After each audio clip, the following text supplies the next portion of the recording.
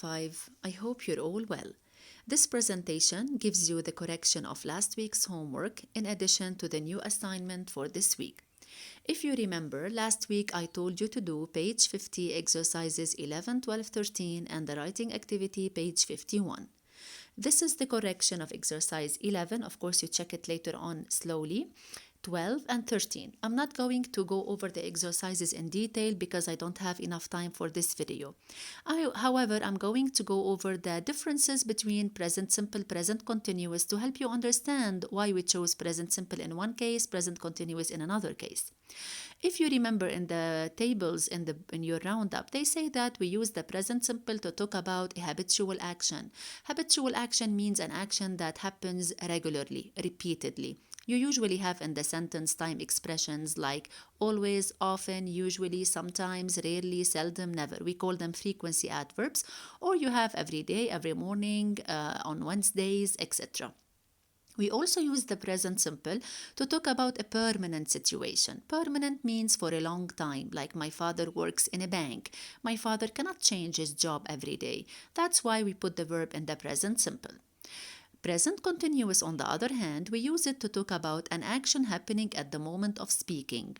Usually in the sentence you have at the moment, at present, right now, and so on. For example, I am speaking to you right now.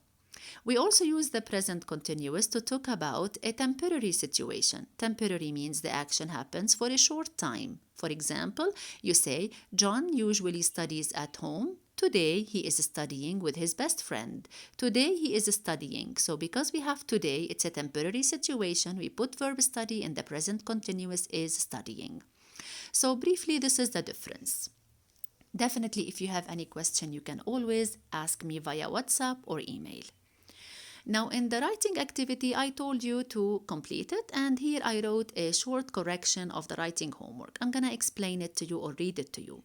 My sister always tells jokes. She is always funny. My brother never plays computer games. I sometimes play a computer game on my own. My father often washes his car. My mom usually drinks tea. We often read stories at night. My family is never boring.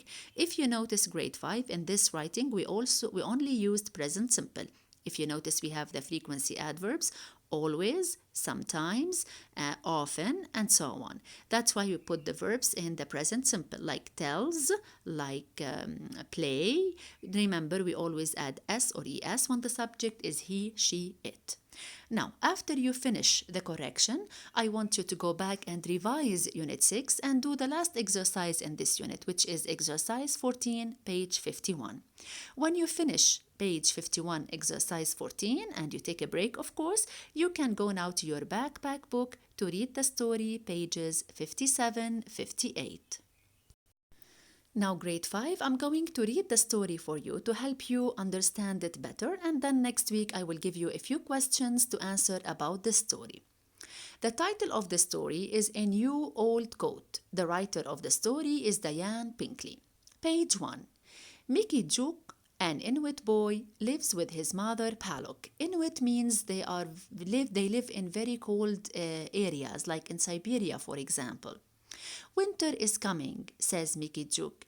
Yes, the weather is changing, says Palok. And here we are at our winter house. Page 2. Mother says, Mickey Duke, look. What is it? Asks Palok. My winter coat is too small, says Mickey Duke.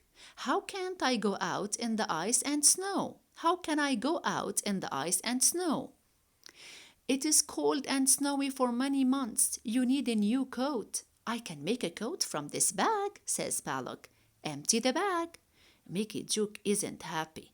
I don't want a coat made from an ugly old bag, he thinks. Oh, a coat! That was your grandfather's coat when he was a boy, says Palok. Now you are big. Now you can wear it. Mickey Duke is very happy. With this warm coat, he says, I can go out in the ice and snow. This is the story, grade 5. I hope you understand it. Read it very well because next week I'm going to give you a few questions about it. Bye-bye for now.